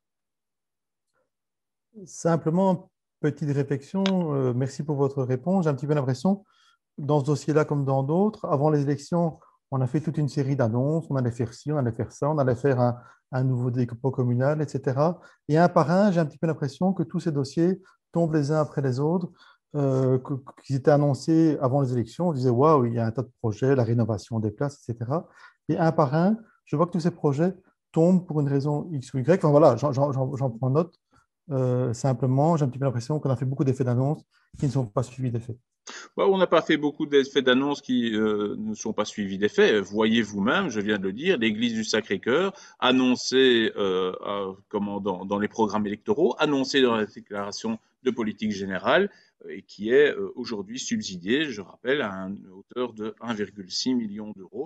Donc oui, à un certain moment, la déclaration de politique générale dit qu'on va mettre en place une infrastructure culturelle, un site ou un autre, on a fait des études et on se rend compte aujourd'hui que l'église du Sacré-Cœur, avec les possibilités de subsides que nous avons, va répondre à cet enjeu-là. On ne va pas se lancer à corps perdu dans d'autres projets et mettre à mal les finances de la commune, ce qui aurait un impact et une incidence sur l'ensemble de nos concitoyens. Je pense que les années futures ne vont pas être faciles d'un point de vue financier. Je ne sais pas si vous avez vu l'état des comptes de la région wallonne, de l'état fédéral et de la commune. Nous examinerons ça lors du conseil communal du mois de juin. Mais il faut être réaliste et il faut gérer une commune en bon père de famille. Ce serait suicidaire et tout à fait incohérent d'aller défendre des projets qui sont financièrement inadaptés, qui ne sont pas jouables dans le futur, qui vont mettre à mal les finances de la commune, sauf à liquider l'ensemble du personnel, à ne plus donner de subsides aux associations. Mais à un certain moment, il y a une enveloppe qui est le budget de la commune d'Écossignes et il faut réaliser des projets en fonction de cette enveloppe. Il faut faire des choix stratégiques pour le développement de notre commune en pensant évidemment aux générations futures et pas uniquement en se disant après moi viendront les mouches et donc je me fous de la manière dont je gère l'administration communale. Ça, ce serait un suicide politique. Mais je ne comprends pas pourquoi vous avez fait de tels effets d'annonce juste avant les élections. Vous avez interpellé les citoyens, vous avez fait une rencontre à la Maison du Peuple, vous avez invité les gens à venir faire part de toute une série de propositions. Les gens se sont déplacés, ils n'ont pas proposé uniquement une salle culturelle sur ce site. Et donc, finalement, on a fait venir les gens et finalement, il n'y a pas de suivi de leur dossier. Enfin, je peux comprendre au niveau financier, mais alors pourquoi avoir rencontré... La demande qui a été exprimée lors de la réunion à laquelle vous faites référence, c'est d'avoir un endroit où on puisse développer des activités culturelles sur la commune. Ça, c'est la demande qui a été clairement formulée. Aujourd'hui, nous apportons une solution. Certes, ce n'est pas sur le site de Micachou, mais c'est sur le site de l'église du Sacré-Cœur. Nous avons opéré un choix à un moment donné, en 2018, donc après 2017. En 2017, la commune d'Écossignes n'était pas propriétaire de l'église du Sacré-Cœur. Nous le sommes devenus en 2018. Et donc, entre cette fameuse réunion de 2017 et aujourd'hui, il y a eu différents éléments. La commune d'Écossynes a pu se porter acquéreur d'un édifice. Cet édifice, nous n'allions pas le laisser tomber en ruine, que du contraire, nous voulons le faire vivre, nous voulons le rendre à ses citoyens, et il nous a paru opportun de pouvoir développer ces projets culturels, associatifs et participatifs au sein de l'église du Sacré-Cœur, plutôt que d'aller construire, d'aller minéraliser un espace qui est vert aujourd'hui. Vous serez le premier à aller dire que l'on construit trop, que l'on imperméabilise les sols, et vous demandez que l'on construise de nouveaux bâtiments. Et essayons d'être cohérents. Nous avons acheté un bâtiment qui était déjà construit. Certes, il faut faire des rénovations, mais ce bâtiment se prêtera parfaitement aux objectifs que nous nous sommes fixés. Et donc, oui, à un moment donné, il faut savoir dire, on s'est trompé peut-être de direction, on a une autre opportunité qui est meilleure, saisissons-la plutôt que de nous enfoncer dans une direction qui n'est pas forcément la bonne. OK. Alors, la question suivante de Bernard Rossignol à l'attention de Philippe Dumortier au niveau des travaux. Je t'en prie, Bernard. C'est une question qui concerne la maintenance de la cure du Sacré-Cœur. Donc, toutes les communes de Wallonie n'ont pas la chance de disposer de magnifiques châteaux, églises et autres bâtiments qui sont les témoins du passé local. Écossynes dispose d'un important patrimoine qu'il y a lieu de préserver. En 2019, le collège communal a présenté dans son budget pour l'exercice 2020 la liste des projets qu'il comptait mener à bien durant l'année 2020. Parmi ceux-ci figuraient les travaux de rénovation de la cure du Sacré-Cœur. N'ayant pas été réalisés durant l'année 2020, ces travaux de rénovation de la cure ont été inscrits dans les annexes au tableau de synthèse et reportés au budget 2021. Un montant a ainsi été prévu au service extraordinaire du budget 2021 pour la rénovation de la façade, des toitures et du plafonnage de la cure du Sacré-Cœur. 2 ans et demi après la présentation de ce projet au conseil communal en 2019, pourriez-vous nous préciser où en sont les démarches? Quand vont débuter les travaux? Pouvez-vous nous informer? Merci. Merci Bernard. Donc, tu sais que l'entretien de notre patrimoine bâti reste une priorité à laquelle j'attache beaucoup d'importance, moi et mes collègues de la majorité. Et donc, de nombreux travaux de maintenance et de réfection ont été menés à bien ces dernières années, ce qui n'a pas toujours été le cas dans le passé. Les travaux de rénovation de la cure du Sacré-Cœur ont bien été réinscrits au budget 2021, effectivement, pour un montant de 20 000 euros. Il s'agit ici, en fait, de commander des matériaux, donc bardage, façade arrière, réparation ponctuelle de la toiture et des corniches, et de faire le travail en régie par le bâtiment après l'installation et le pontage d'un échafaudage. Le travail a bien été planifié pour cette année, mais entre-temps, notre couvreur, et je ne désire pas ici en expliquer la cause, est actuellement en maladie réputée de longue durée et il est le seul habilité à réaliser ce type de chantier. Au vu du nombre d'interventions en souffrance dans ce département spécifique de toiture, j'ai demandé au service GRH de procéder le plus rapidement possible à l'engagement d'un ouvrier qualifié afin de pallier cette absence via un contrat de remplacement. Et il est clair que ce chantier reste prioritaire dans la liste des interventions planifiées. Pour le reste, nous sommes dans un contexte assez particulier qui est en lien avec ici ce qu'il se passe. Cette année est vraiment particulière. Voilà. Oui, je puis comprendre que cette année soit particulière et que des maladies puissent entraver la bonne marche des travaux. Mais donc, quelque part, plus on tarde à faire les travaux, plus… Je te remercie. Je connais la suite. Plus on tarde et moins ça se fait. Et comme ça n'a pas été fait pendant 50 ans, c'est bien de me le reprocher pendant 2 ans. Voilà, je t'en remercie. Non, Philippe, excuse-moi, je ne reproche rien. Je dis que plus on tarde à faire les travaux, plus ça risque d'être onéreux. C'est juste ça. Ce n'est pas te culpabiliser. Merci. Il ne faut pas non plus prendre la mouche à chaque fois que je dis quelque chose. Je ne prends absolument pas la mouche. Je te remercie de jouer ton rôle de conseiller. Et donc, pour le nom d'Écossynes, de toute façon, préserver le patrimoine, c'est un devoir de mémoire et donc c'est important pour nous tous. J'aurais voulu que ça se fasse bien plus en avant quand d'autres y étaient, parce que franchement, certains états du bâtiment, pour en arriver à certains travaux de cette nature, il faut vraiment avoir négligé ce patrimoine pendant des années. J'étais pas là. Bien, merci. La question suivante est elle m'était posée par Julie au niveau de l'aide sociale et donc c'est Muriel qui répondra. Je t'en prie, Julie. Parfait. Ok, donc le baromètre des parents 2020 réalisé par la Ligue des familles s'est penché sur le vécu des parents pendant la crise du coronavirus. Et le constat est sans appel. 7 parents sur 10 ne se sont pas sentis soutenus par le monde politique pendant la crise. Un chiffre qui n'étonne pas le directeur général de la Ligue des familles, Christophe Cocu. Selon lui, les mesures attendues par les parents n'étaient pas à la hauteur et sont arrivées trop tard. Lors de cette crise du coronavirus, les familles monoparentales sont davantage encore éprouvées, surtout si elles ont perdu leur emploi. Les difficultés sont d'autant plus grandes pour les familles monoparentales.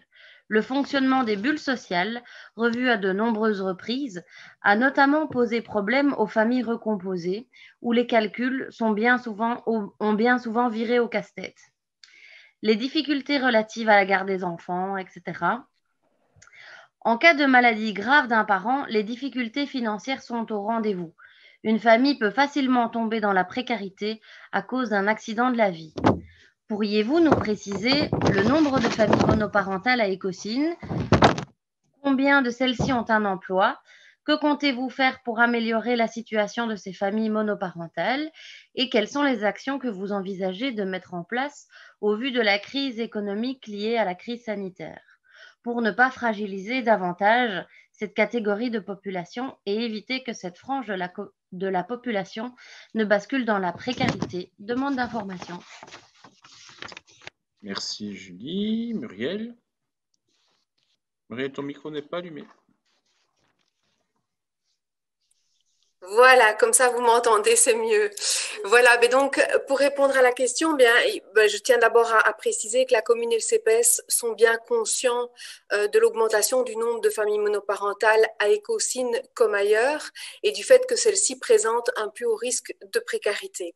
Écosine compte environ 4600 ménages et parmi ceux-ci, nous retrouvons 9,8% de familles femmes monoparentales et 2,9% de familles hommes monoparentales.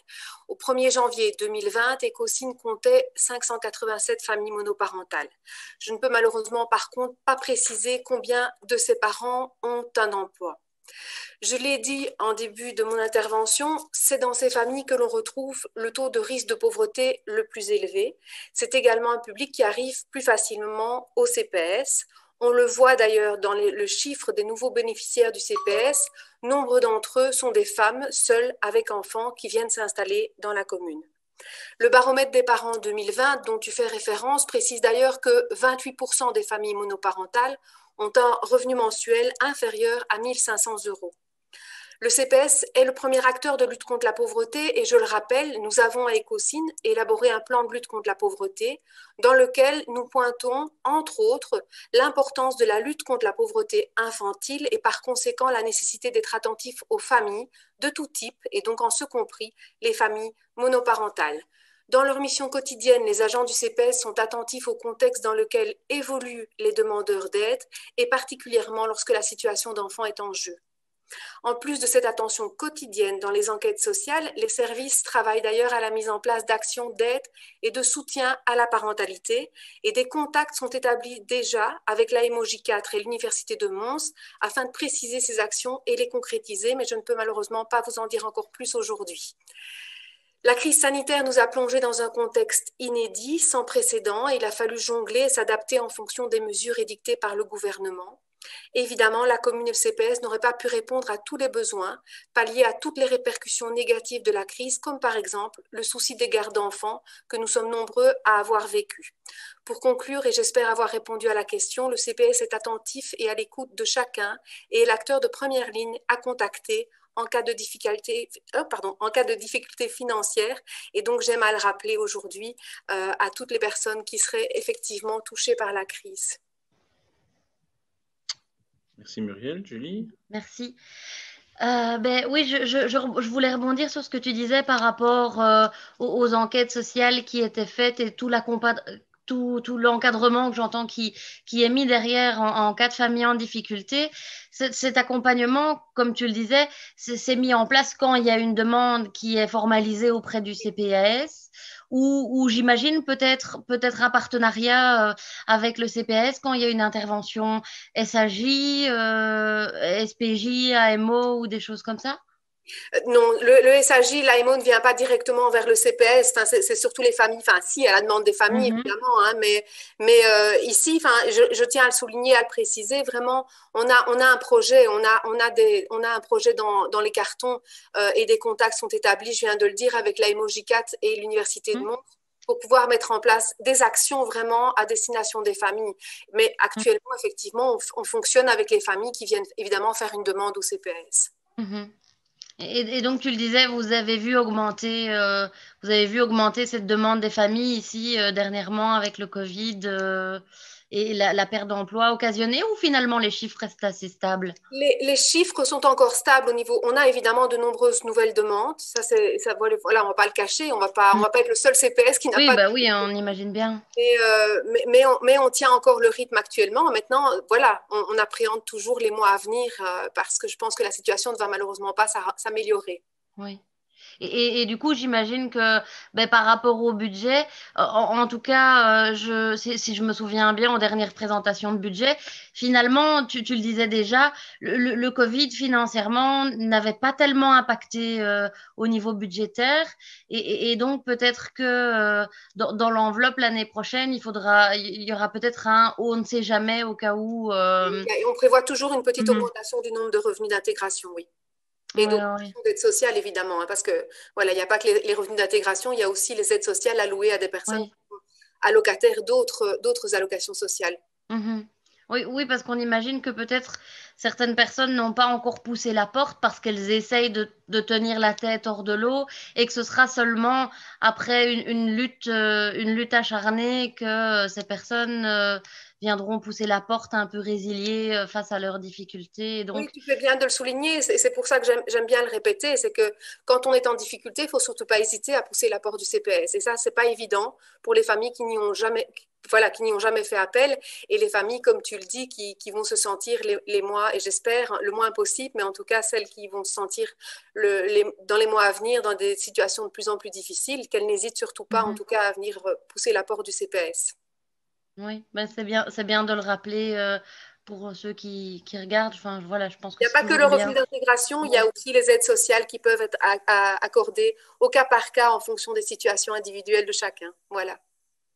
Merci Muriel. Merci à toi. Merci à toutes les deux. La question suivante de Pierre Rompato à l'attention de Philippe Dumortier. Décidément, Philippe, il y a pas mal de questions pour toi aujourd'hui. Tu es fort populaire. Une petite question qui est plutôt une demande d'info suite à quelque chose qui est déjà passé plusieurs fois au Conseil communal lors des votes du budget, etc. Donc, il y a un arrêté wallon du gouvernement wallon du 14 septembre 2017 qui vise à remplacer l'ensemble du parc d'éclairage wallon par des techniques moins énergivores et plus efficaces. Donc, on parle ici d'un programme baptisé Illumine, c'est un jeu de mots. Donc, il y a, je disais, 455 000 points lumineux en Wallonie. Il y en a 2012 exactement à Écosine. Donc, au niveau de ce dossier, Philippe, j'aimerais un petit peu savoir ce qui a déjà été fait au niveau de la commune. On voit sur le site d'Ores qu'on va arriver à 380 luminaires d'ici la fin d'année. Donc, j'aimerais savoir ce qui a déjà été converti à Écosine et où exactement, quel est le montant qui a déjà été inscrit par la commune et dépensé, et au final, quelle sera l'économie réalisée. Merci. Merci pour ta question, Pierre. Alors, ça permet effectivement, cette question, de mettre l'accent sur un investissement qui est particulièrement important, tant au niveau des économies financières pour notre commune, mais aussi au niveau environnemental grâce aux économies d'énergie. Dans le cadre du programme Illumine, Orez va procéder effectivement au remplacement de l'ensemble des points lumineux de notre commune sur une période de 10 ans, comme il le fait partout ailleurs en Wallonie. La priorité est donnée durant les premières années au remplacement des lampes les plus énergivores et celles dont la technologie est devenue obsolète et n'est plus ou ne sera prochainement plus fabriquée. Et évidemment, ces anciennes technologies seront remplacées par des LED.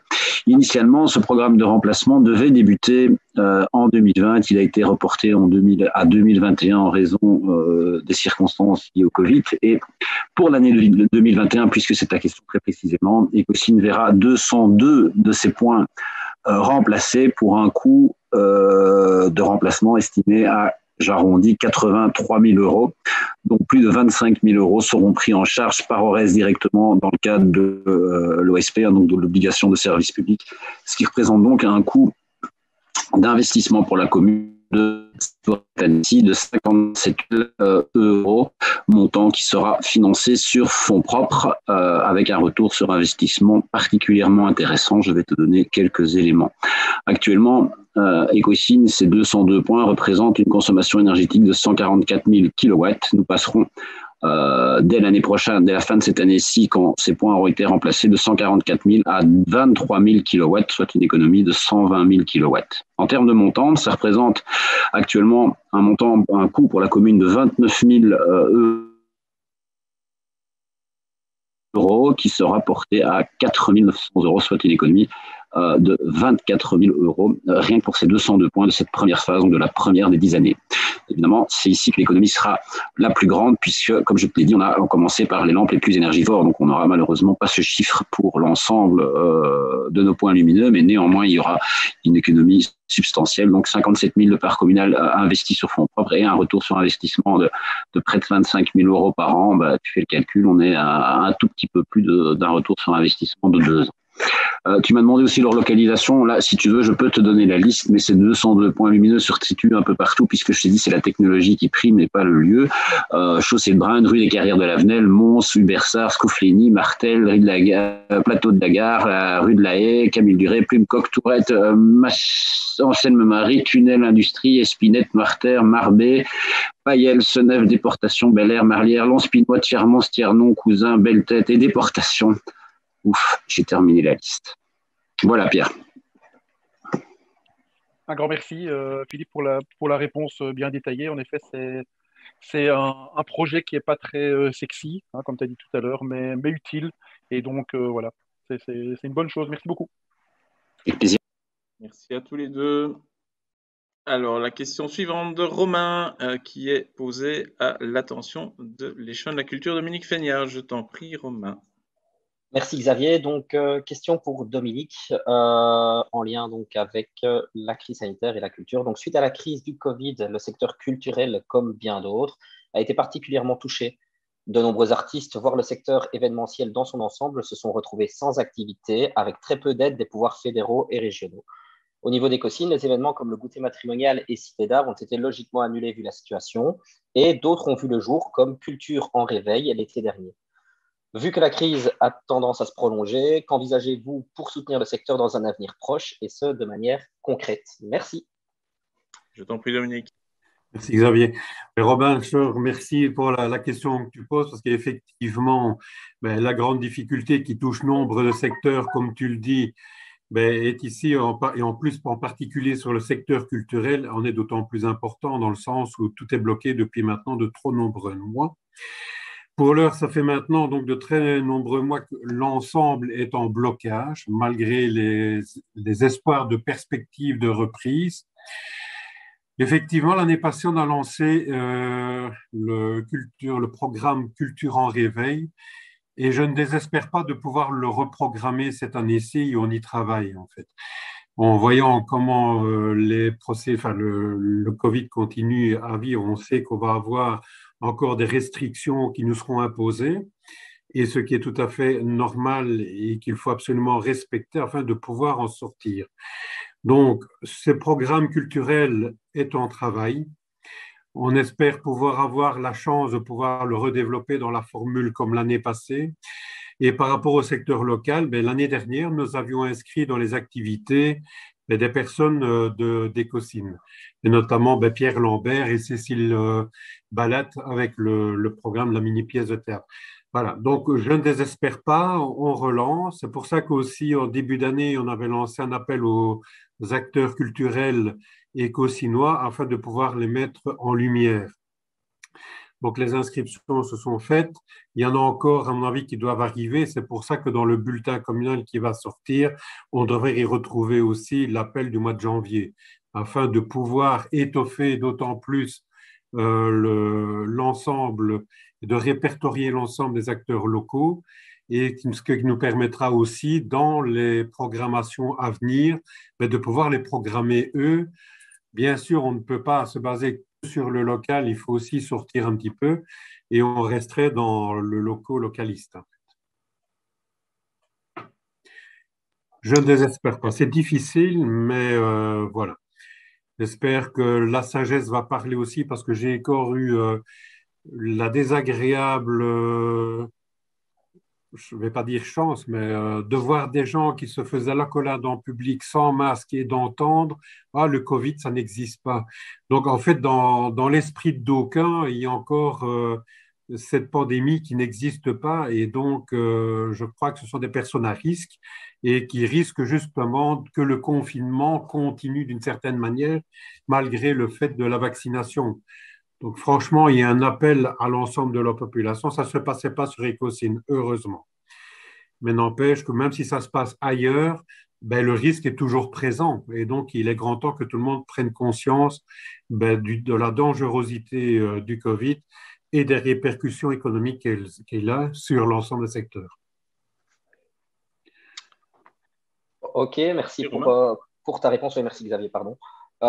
Donc, tu parles d'un programme culturel en travail. Est-ce que tu as déjà une idée de quand il va sortir et de quand il pourra être présenté éventuellement? Autre chose, on était déjà revenu sur un point qui te tenait à cœur, qui nous tenait à cœur également, et donc qui, à mon avis, a dû avancer.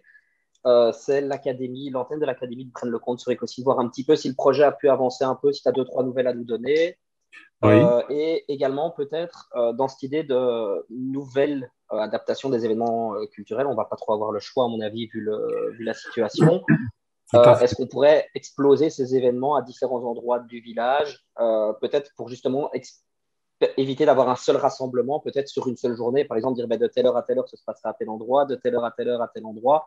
Enfin voilà, est-ce que c'est des pistes, style marche, place Cousin, peut-être des bâtiments comme les églises qui pourraient peut-être être mises à disposition, vu qu'elles sont grandes et qu'elles peuvent accueillir un plus grand nombre de gens que je ne sais pas moi, une salle communale ou le foyer culturel de l'Avdel. Tu sais, à l'heure actuelle, sur le plan culturel, on parle d'autant plus, de manière plus importante, d'activités extérieures, parce que le fait de la contamination est moindre en extérieur.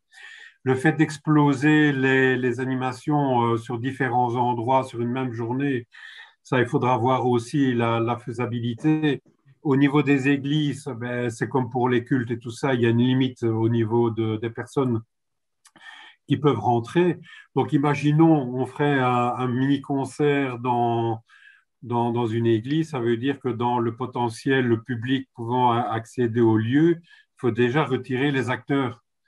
Voilà, je veux dire, c'est toutes des questions, des jauges à analyser, et ce qui n'est pas évident pour le moment, d'autant plus que pour moi, le programme serait de le réaxer pendant les vacances d'été. En fait, le Covid a permis de développer ce programme-là, et qui était un programme que je souhaitais déjà développer antérieurement, parce que pendant les vacances d'été, tout le monde n'a pas la chance de pouvoir partir en vacances. Et donc, on a déjà un public nombreux sur Ecocine, mais qui n'a pas énormément de possibilités d'épanouissement culturel. Et donc, ça faisait partie d'un package au niveau du public. Alors, par rapport à l'Académie de musique, effectivement, je ne vais pas déflorer les choses, mais on a eu un contact avec Soigny et on est confronté à une difficulté qui est au niveau du décret, en fait. Théoriquement, on ne peut pas avoir une antenne à moins de 15 km d'une commune là où il y a une académie de musique. Donc, je dois encore reprendre des contacts avec la Fédération Wallonie-Bruxelles, mais voilà, il y a des difficultés administratives qui sont devant nous. Ok, merci. Je t'en prie. Peut-être juste replacer, voir si tu as déjà une idée donc, de la sortie du programme culturel dont tu parles, parce que tu n'as pas précisé éventuellement. Ah. Et une petite piste de réflexion, j'ai vu passer sur les réseaux sociaux, peut-être comme beaucoup, c'est pas un article de presse, ça change. que la ville de Braine-le-Comte avait mis en place un chapiteau extérieur à disposition, par exemple, de cours de sport qui pouvaient être donnés en plein air ou le tout en maintenant les distances de sécurité, etc. Mais ça permettait d'éviter d'être dans un bâtiment enfermé et c'était accessible à tout le monde sur base d'une réservation faite au niveau d'un des services de la commune, j'imagine. Donc voilà, je voulais peut-être te proposer ce genre de piste qui peut être utile, que ce soit pour du sport, ça touche peut-être à l'échelon de Julien, mais aussi pour la culture, par exemple un cours de Zumba ou une chorale qui voudrait répéter, que sais-je, j'en sais rien. Voilà, voir peut-être si cette piste, vu que ça peut être une méthode qui peut, les beaux jours arrivent, il fera moins froid, et bon, pourquoi pas essayer de donner le plus de chances possible à moindre budget. Du coup. Écoute, moi je suis ouvert aussi à toute proposition, hein, donc en voilà une. Tout est analysé et je vais voir la faisabilité au niveau des coûts et tout ça. Bon, un chapiteau sur Écosine, on n'en a pas, donc il y a une location à envisager, de voir ce que ça coûte dans le temps, enfin voilà. Bon, on ne demande pas le chapiteau de l'Aubert non plus, hein. Je veux dire quelques mètres carrés couverts pour permettre peut-être je ne sais plus c'est quoi les normes maintenant, mais disons 10 personnes en extérieur. De toute façon, je crois que le chapiteau de l'Aubert, on peut accueillir 2000 personnes. Ce ne sera pas permis de toute façon. Et pour le programme, pour moi, ce serait aussi au niveau de juillet et août. Et donc, la sortie se sortira pour ce moment-là. Donc, la sortie du programme pour juillet et août, pour des activités de juillet et août. Oui, pour culture en éveil, en réveil. Un peu tardif, non? Il y a tout. Il ne faut pas oublier que maintenant, on va rentrer dans la période des blocus et tout ça. Donc, et sur la culture, de toute façon, cette année-ci, j'envisage aussi, suivant les possibilités qui nous seront permises, au niveau d'Écosine, comment je vais dire, cité d'art. C'est quelque chose que je souhaiterais quand même qu'on puisse développer. Il faudra voir la formule, il faudra voir quelles seront les possibilités et quelles seront aussi les dispositions Covid qui nous seront imposées, quoi. On est encore dans une incertitude et on peut lancer tout ce que l'on veut. Mais il faut quand même faire attention au niveau des finances, de ne pas lancer les choses et de perdre les finances parce qu'on ne peut pas. Donc, il y a une gestion en bon père de famille aussi à avoir. Il faut jauger le risque. OK. Donc pas de sortie de programme avant juillet pour un événement de juillet, quoi. Pour le moment, oui. Si on nous permet de pouvoir déconfiner plus vite, mais j'ai même encore des craintes pour le mois de septembre. OK, d'accord. Merci beaucoup. Je t'en prie. Merci à toi. Merci. Et je suis ouvert à toute proposition. Hein. Ah ben, j'attends mon chapiteau avec impatience. La place de marche, il y a de la place. Ah. Et à mon avis, la Maison de la Jeunesse sera très contente. Bien, nous avons reçu également une question d'actualité qui est posée par Sébastien Deschamps et Arnaud Delaverre. À mon attention, je ne sais pas lequel des deux pose la question. Arnaud, je t'en prie. Yes. Alors, question d'actualité à Monsieur Xavier Dupont, bourgmestre et membre du collège de police de la Haute-Seine, café et restaurant fermés jusqu'au 8 mai 2021, demande d'information. Le comité de concertation s'est réuni ce mercredi 14 avril 2021. À l'issue de ce comité de concertation, le gouvernement fédéral a décidé que les cafés et les restaurants doivent rester fermés jusqu'au 8 mai 2021, date à laquelle ils pourront ouvrir leurs terrasses avec un nombre limité de consommateurs par table. Une interview de la Nouvelle Gazette de ce vendredi 16 avril 2021 en page 5 laisse planer le doute sur votre position officielle sur le respect des décisions prises par le Codeco concernant l'ouverture des cafés et restaurants le 1er mai. L'article a pour titre « Écosine préfère l'inertie à l'autorité ». Dans l'article, vous précisez notamment que cela ne sert à rien d'envoyer la cavalerie pour mettre des amendes à tout va. Il ne s'agit pas d'une autorisation donnée du bourgmestre, mais juste une forme d'inertie par rapport à l'autorité sur ce point.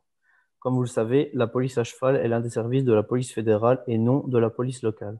Pour éviter toute confusion ou mauvaise interprétation pour les cafetiers, les restaurateurs et la population, pourriez-vous nous préciser votre position officielle en tant que bourgmestre et membre du collège de police de la Haute-Seine concernant l'ouverture éventuelle des cafés et restaurants avant le 8 mai 2021? Bien, merci pour cette question. Alors, moi, je tiens tout d'abord à exprimer mon soutien le plus profond aux secteurs qui sont touchés par la crise sanitaire et en particulier à l'ORECA. Je tiens également à rappeler que depuis le mois de mars 2020, le collège communal a proposé et fait adopter au conseil communal une série de mesures d'aide. La première, c'est un allègement fiscal que nous avons porté en 2020, que nous avons reconduit en 2021. La deuxième, c'est la création des bons coups de pouce qui seront par ailleurs prolongés jusqu'au 31 décembre 2021 pour permettre à ceux qui en ont déjà acheté de pouvoir les utiliser. Et enfin, on en a parlé en fin de séance, la prime de soutien au commerce local d'un montant de 1 500 € qui sera distribué dans les prochaines semaines. Suite à l'annonce qui a été faite par le comité de concertation de la semaine dernière, j'ai pris contact ou été contacté par un certain nombre de représentants de l'ORECA afin d'étudier l'implantation de terrasses et l'utilisation plus importante de l'espace public. Des réunions auront lieu sur place avec certains cette semaine et en présence d'un représentant de la zone de police de la Haute-Seine. Certains aménagements vont nécessiter des adaptations au niveau de la mobilité. Le collège communal se prononcera la semaine prochaine dans ce cadre. Je peux déjà vous affirmer que là où c'est possible et aux endroits pour lesquels nous sommes sollicités, des terrasses pourront s'implanter de manière élargie à partir du 8 mai 2021. Je précise d'ailleurs que je n'ai pas été très original dans mes propos. Le président du CDH, par ailleurs bourgmestre de Namur, Maxime Prévost, a utilisé la même dans le soir du 15 avril. C'était d'ailleurs le titre de l'article. Je serais curieux de savoir s'il a une définition différente de la mienne. Envoyer la cavalerie, c'est donc bien une expression, mais qui ne fait nullement référence à la police montée. Suite aux différents contacts que j'ai pu avoir avec des représentants de l'ORECA écosinois, il ressort qu'aucun établissement n'installera de terrasse le 1er mai. Le sujet est donc clos. Il est inutile de mettre de l'huile sur le feu ou bien encore de monter sur ses grands chevaux. Pour conclure, je me permettrai de vous encourager à soutenir cet ORECA au travers des différentes choses qu'il vous propose, des petites actions, des petits déjeuners, des plats à emporter. Et donc, ce secteur est particulièrement en difficulté. Il y a des perspectives, mais qui sont relativement incertaines. Et si tout un chacun, nous pouvons leur apporter un petit coup de pouce, ce sera bien entendu le bienvenu pour tous ces secteurs qui subissent plus que d'autres la crise sanitaire que nous vivons actuellement. Ok. Ben oui, on en avait parlé avec Seb et en effet, moi je pensais bien que c'était plutôt une expression que tu employais, mais on voulait juste que ça soit clair. Et compte sur nous pour faire fonctionner les terrasses. Les réservations sont déjà prises. Si je peux également réagir, je tiens à te remercier pour cette réponse et ces éclaircissements. J'étais quand même un peu inquiet par rapport à cette position qui paraissait à mes yeux un peu ambiguë. Je ne voudrais quand même pas qu'il y ait un établissement qui ouvre ses portes et qui reçoive une amende de 750 € ou un client qui se pointe dans un de ces établissements et qui ait une amende de 250 €. Je comprends qu'on veut le faire plaisir au cafetier, mais ça aurait été dans ce cas un cadeau empoisonné. Donc je suis vraiment rassuré par rapport à cette rectification qui est faite ici au Conseil communal. Mais il n'y a pas de rectification, je maintiens les propos qui ont été justement relayés dans la presse. Donc, si... Oui, donc voilà, je maintiens ce qui a été dit dans la presse de manière claire. Mais bon, donc tous les établissements seront bien fermés, c'est bien ça, tu as la confirmation. Les établissements ne seront pas ouverts, oui. Ok, donc tu as pris contact avec tous les établissements pour le Conseil communal. Ok, merci. Bien, voilà, c'était donc la dernière question à l'ordre du jour. Vous découvrez le calendrier avec le prochain conseil communal qui aura lieu le mercredi. Attention, c'est bien un mercredi, c'est celui qui suit le lundi de la Pentecôte, donc c'est le 26 mai 2021. Je vous souhaite à toutes et tous une très bonne soirée. Je demanderai toutefois aux conseillers de pouvoir rester pour la séance à huis clos.